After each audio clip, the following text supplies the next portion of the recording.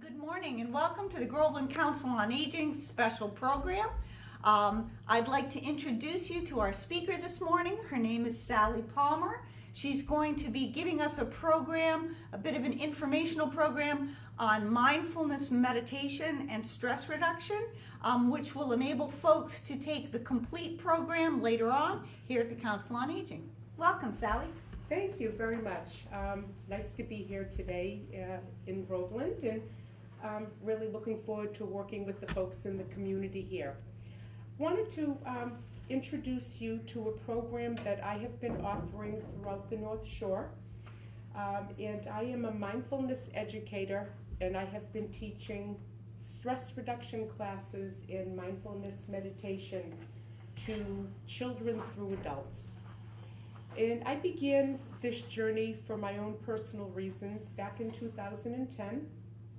I was working a very hectic, fast-paced job, managing life, children, family, encountering a number of different stressors, including trying to juggle the care of my elderly parents and as they became sick. And in result of all of that, I had succumbed to a number of different ailments, and most of them were stress related. So at the time, I had been introduced to a mindfulness stress reduction program, and I enrolled in an 8-week intensive program and learned the basics and the foundations of mindfulness practice. And as a result of that, I really felt the benefit almost immediately. So having encountered the benefits of it, I knew that this was a path that when I had the opportunity in my life, I would like to engage in it fully. So last year, I enrolled into the University of Massachusetts Medical School Center for Mindfulness. And it is a program that has developed as a result of the work of John Kabat-Zinn. Does anyone know John, or are they familiar with his work? I am. You are, okay. Can you tell me what you know about him? Well, he has a beautiful way of introducing people to stress-free living. He's written several books, and he has a lot of tapes on meditation that I enjoy. So, yeah, he's a good person. Yeah, that's great. So you're familiar with some of the benefits that one can achieve with this practice? Yes. Wonderful, excellent. Anyone else? Has anyone else heard of John? Okay, let me give you a little bit of background. John Kabat-Zinn was a research scientist through MIT. That's where he got his education. And after he had finished his education there as a molecular scientist, he had gone and practiced mindfulness-based stress reduction, learned mindfulness meditation over the Far East with some of the greatest Buddhist masters. And upon achieving the results himself in his own life in regards to stress, he knew he was on to something. So he had a relationship at the University of Massachusetts Medical School, which is out in Worcester. And working closely with physicians at the hospital, he said, I would like you to give me some of your most chronic patients, ones that have been on medication but have never gotten much improvement. So he took a group of people recommended by physicians who again were being treated for chronic illness. And when I talk about chronic illness, I talk about heart disease, high blood pressure, anxiety, depression, post-traumatic stress syndrome, a number of gastroenterology problems that result as of stress. And this group had been using various medications, and these were just people that were not responding to traditional treatment. So while traditional medical treatment has been the forerunner of how patients are treated in our world, John knew that stress causes a number of these things, and there needs to be another way to address it. So he wanted to explore. So these patients were enrolled in his program at the medical school, and John had developed what was called the Stress Reduction Clinic, specifically geared to assist patients who were undergoing these types of issues. In an 8-week program, they charted the symptoms before the begin of the program, the start of the program, and then after. And over half of these patients had improved in one way or another with their symptoms as a result of learning how to do mindfulness practice.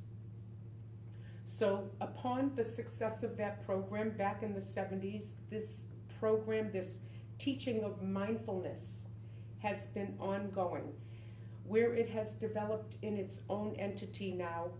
The University of Mass Medical School has what has developed in Shrewsbury, the Center for Mindfulness in Medicine and Society, and that's where I achieved my education. At the UMass Medical Center in Worcester, do they still have that stress reduction clinic? They have it to a certain degree within the hospital, but the Center for Mindfulness itself has the long-running programs for the public as well. It's in Shrewsbury. That's what, Yeah. So people can enroll, people from the general population can enroll in this same intensive program. But it's held in its own, because the program has become world known, it is now in its own separate campus in Shrewsbury. But they still have some form at UMass, With at it, Worcester? as far as I understand, they still treat stress-related issues, but the center, the program, the mindfulness-based stress reduction is done in the Shrewsbury campus. Right. So upon enrolling in this program myself, I was able to work side by side with patients of the general population who had come in for these symptoms that I had talked about. A lot of folks were suffering from trauma, depression, anxiety, a number of different medical concerns. And again, upon the completion of this program, there was marked improvement. So my work has now been done throughout the North Shore community. I teach at assisted living programs. I teach in the community to adults, and I've just begun my work with teens and children. Because children, as you know, no different than the adult population, are under tremendous stressors, more than ever before. And it's being seen as early as elementary school years, which is very troubling.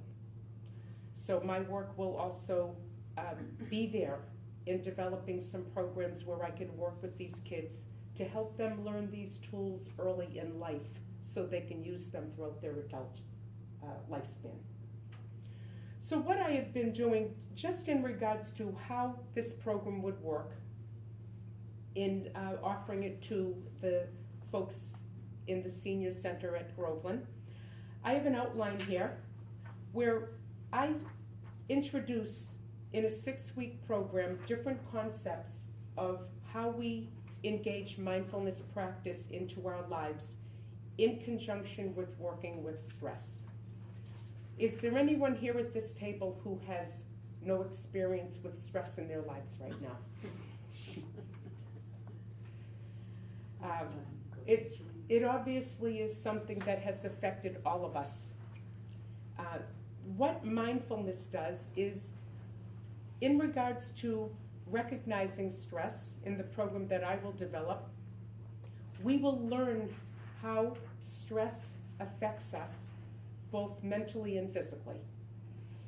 And what are the consequences of stress in our lives, which is really important for people to know. And I outlined some of those consequences by talking about the illnesses that can be derived from chronic illness regarding stress in the heart, and also stress which overflows to the body. So many of us are always in pain on a daily basis. And the use of mindfulness practice can help address acknowledging the pain not pushing away the pain, but in this instance, you address it, you accept it, but you can learn how to work with it in a way that the mind works with the body. One of the exercises that I introduce, one of the first, is called the awareness of breath. And the awareness of breath exercise allows us to use the rhythm of the breath as an awareness mechanism, but also as a way to calm the body and the mind. Has anyone ever done any kind of a meditation where they've experienced awareness of breath? So for those who are comfortable just discussing with me, what was the result of it? How did it affect you? Depending on how stressed I was that day doing it, it would actually relax more the body. So it's a matter of being very aware of centering the breath extremely, extremely deep, and then letting it out. Yes, excellent. So bringing awareness, the awareness, instead of, as we typically know, when we're stressed, our mind is completely filled with thought, right? It's very normal for every day of our waking life, when we arise in the morning, even though we don't want to go there, the first thing that happens is the mind gets busy, which in turn can cause a lot of stress. There's worry. We worry about what we didn't do yesterday. We worry about what we need to do today. And then we worry about what needs to be done tomorrow. And in mindfulness practice, we engage in, we accept the here and now, because we want to recognize that all we have right now is the present moment. And to live a full life, we need to live in moment to moment awareness, just accepting the here and now. We have this moment to work with and live with, and this is how we want to live, so we don't have those additional stressors that we don't need to carry within ourselves. And being able to do that allows the mind to become freer. You let these things go that don't need to have immediate attention. And it's work, isn't it, to be able to use that awareness of breath. That's why I said it depends how stressed I was when doing it. Sometimes it didn't even work, so. Right. And this practice, like anything else that we do, that we learn as a new concept, is something that is work. There's no denying that this is something that we embrace. We learn to embrace it.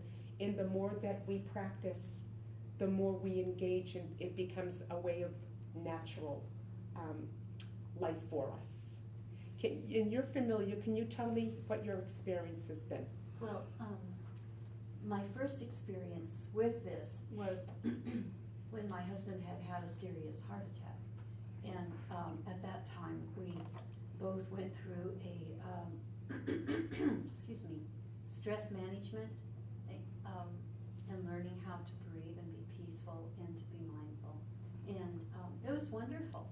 And we had a tape that we took home, and so I tried, like, in the afternoon to lay down and listen to the tape and de-stress.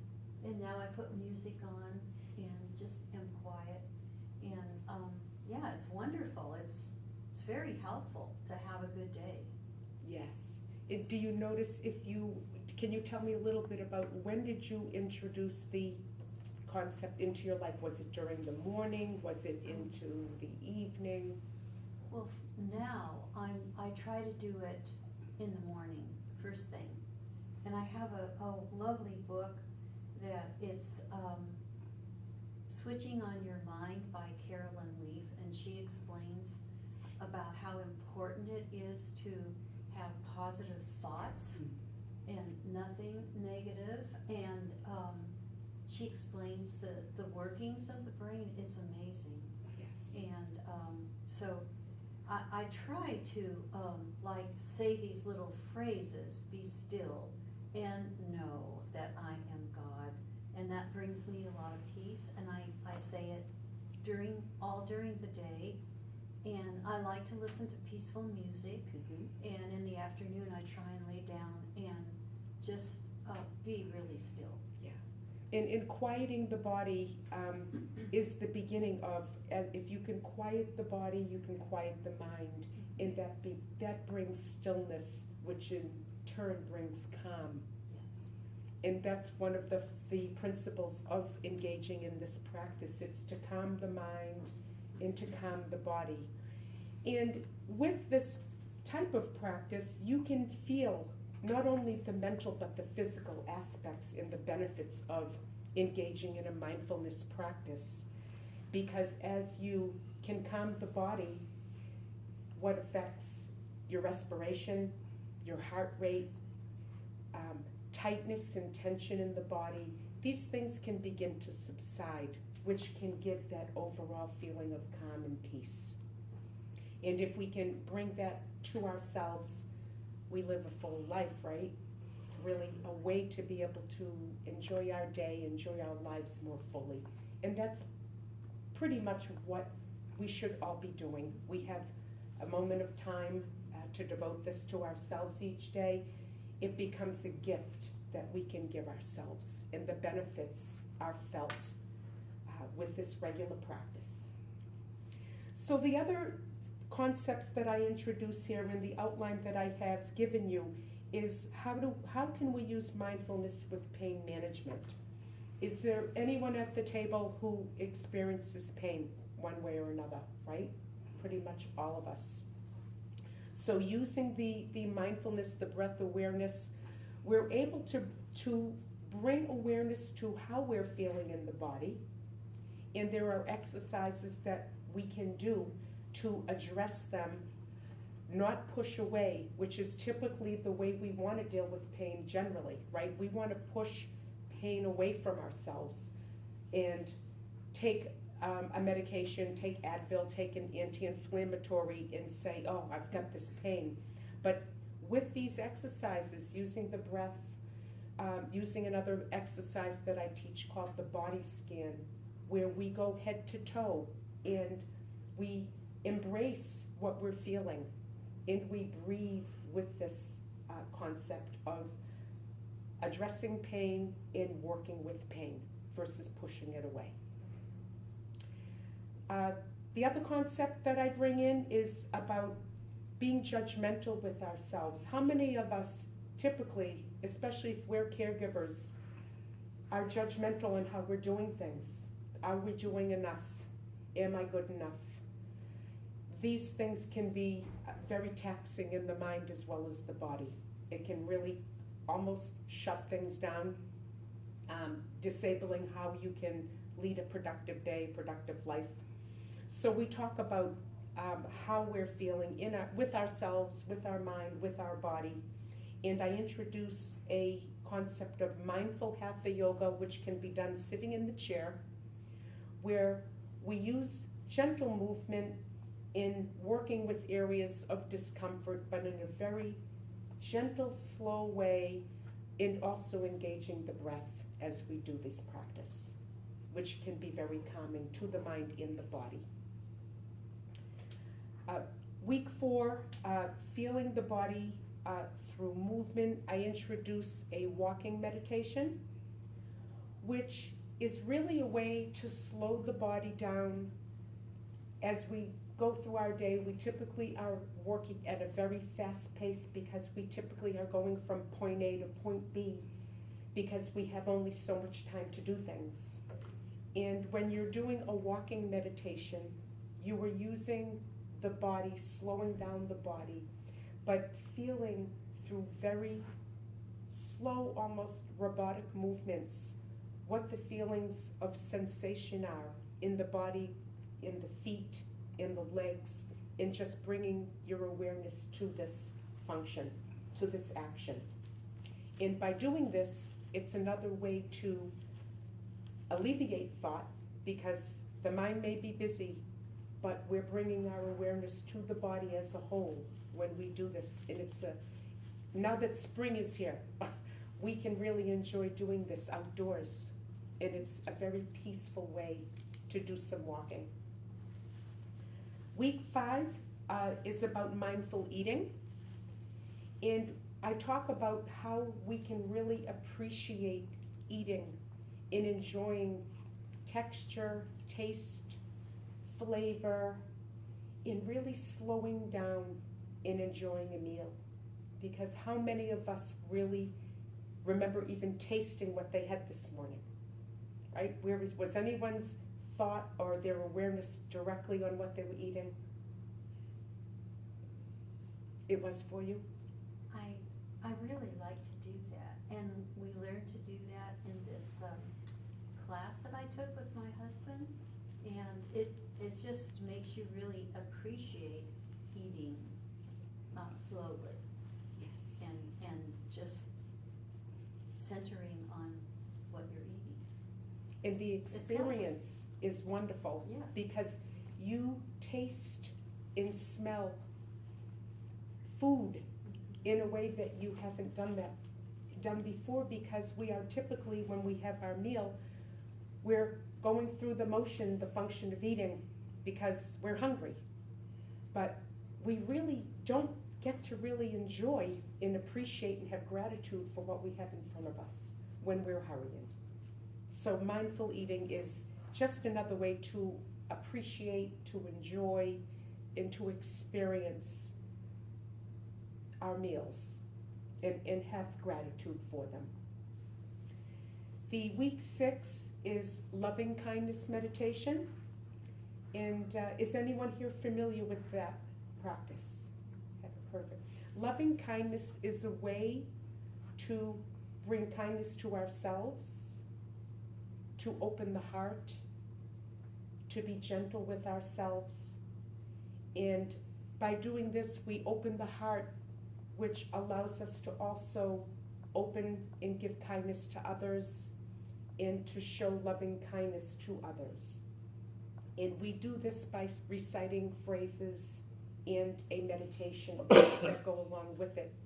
And with this awareness and with practice, we begin to feel the heart opening and softening. Because again, if we can't be kind to ourselves first and give ourselves kindness, it's very difficult to be able to do this with others. Because we can go through our day with closed heart, right? We can feel that contractedness, which brings the stress cycle back into the body, into the mind. And by embracing loving kindness, we let the heart open and we feel that softening, and we can be kind to others as well as ourselves. So this has been a wonderful practice that I have been offering, again, currently I'm doing it at the Danvers Council on Aging, the Ipswich Council on Aging. The folks there have really enjoyed it. They say that with practice, we check in with each other each week as I build from the foundations of the first exercise.